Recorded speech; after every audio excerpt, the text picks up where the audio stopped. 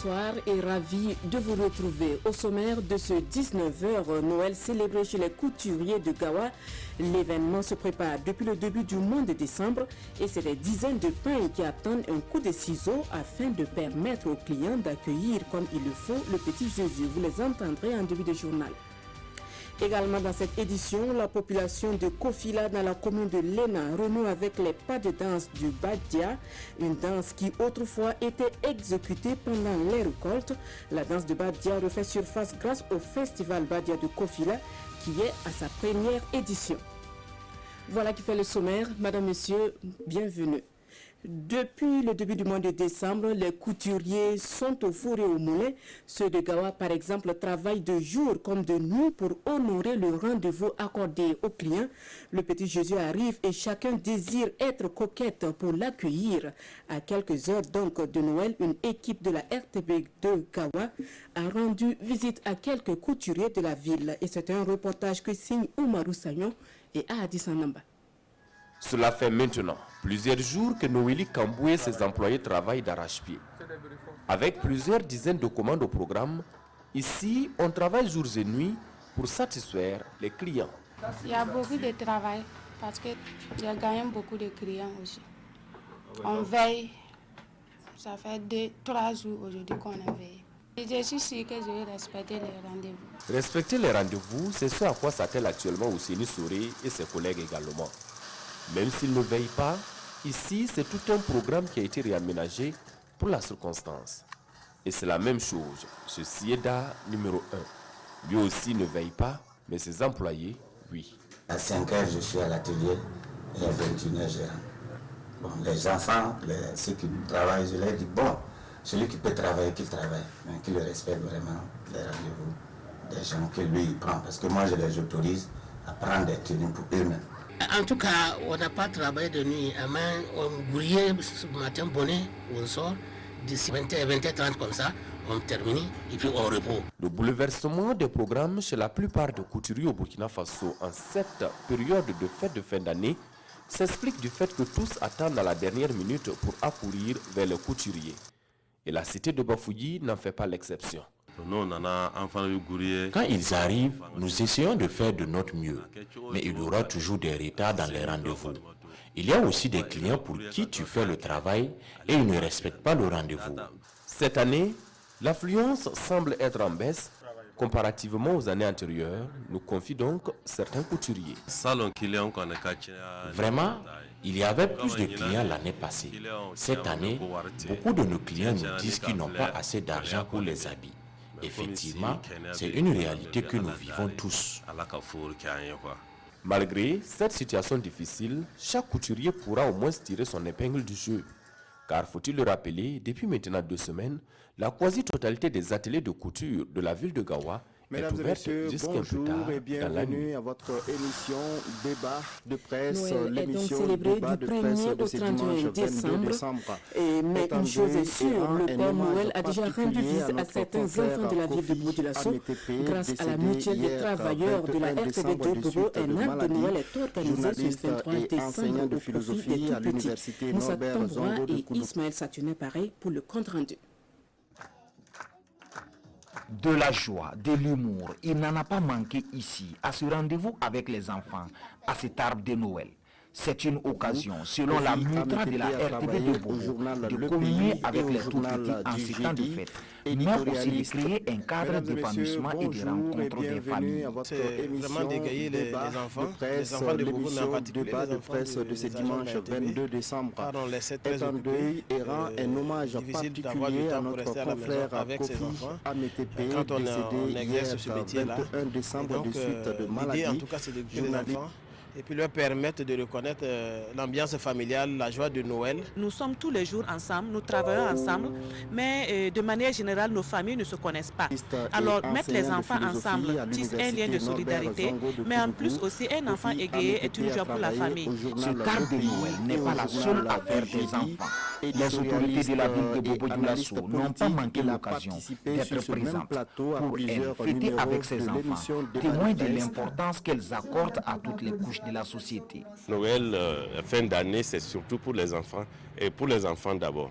Donc nous sommes venus témoigner, en tout cas notre joie, notre reconnaissance à la RTB2 au bassin pour dire que de telles initiatives sont à saluer. C'est bien aussi que des secteurs de notre vie locale puissent aussi se mobiliser, regrouper les enfants communiés.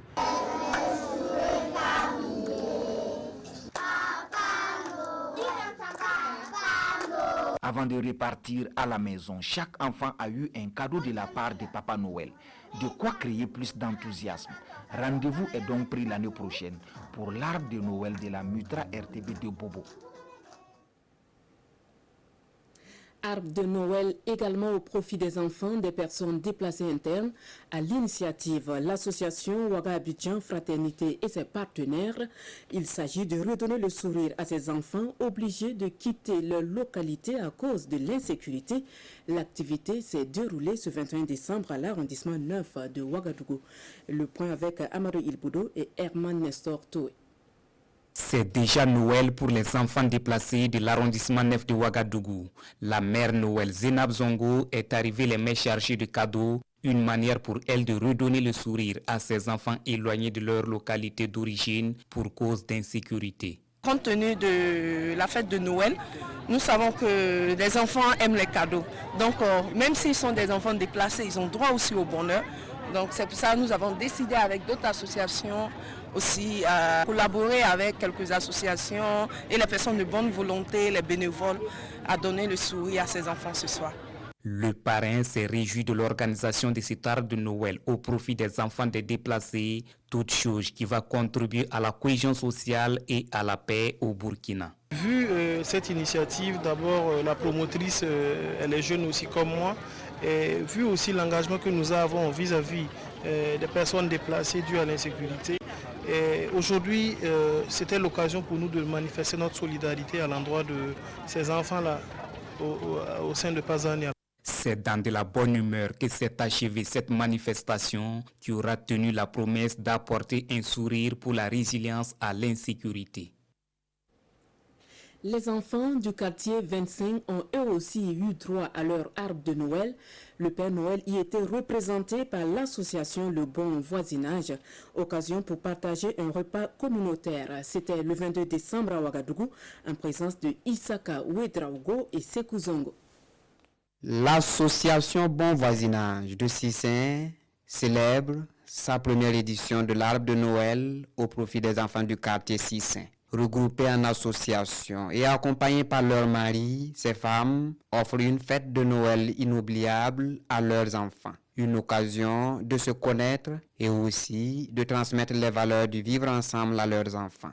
C'est pour la cohésion sociale, la paix, l'amour, dans la gaieté aussi.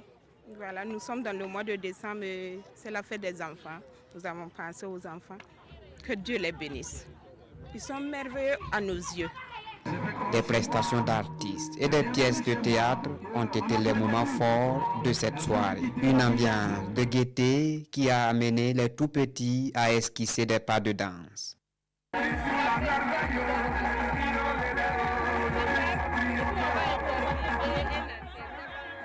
Ça n'a pas été facile. Ça a été vraiment une grande initiative. On leur remercie vraiment pour ça. Que Dieu les bénisse. L'association Le Bon Voisinage existe depuis 2017. Il regroupe plus d'une trentaine de femmes, toutes du quartier Sissin. La première édition de l'arbre de Noël de Sissin est terminée. Rendez-vous est pris pour la deuxième édition l'année prochaine.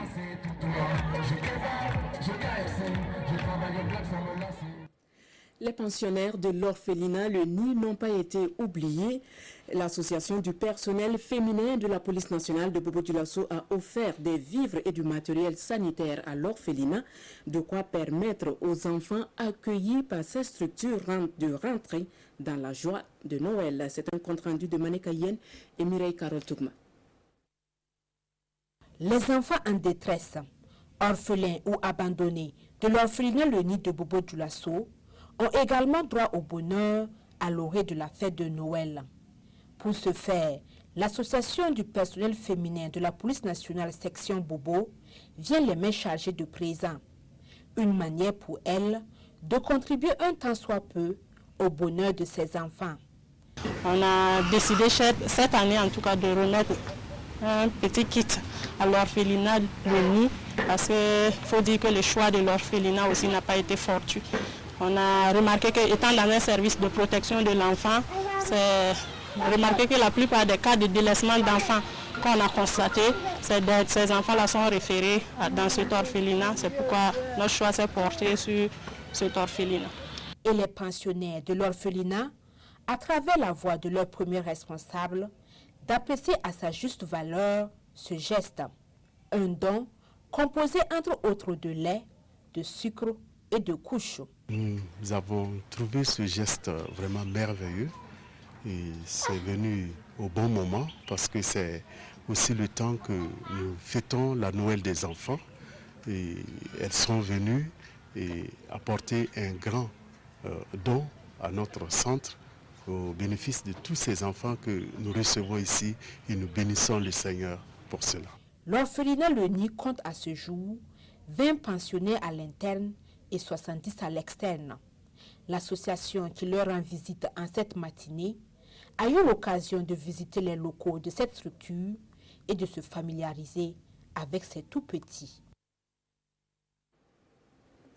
Nous prenons maintenant la direction de Kofila dans la commune de Lena où se tient la première édition du festival Badia de Kofila. Badia, une danse qui faisait autrefois la fierté du village, est depuis un moment rangée dans les oubliettes. Mais grâce à un fils du village et à l'association Badia Musique, la danse refait surface et cela à la faveur du festival à elle dédié. Allons à la découverte du festival Badia de Kofila avec Manika Yen et Moumine Barou. Ces pas de danse, on les retrouve uniquement à Kofila, dans la commune de Lena. Ils étaient exécutés lors des fêtes de réjouissance après les récoltes.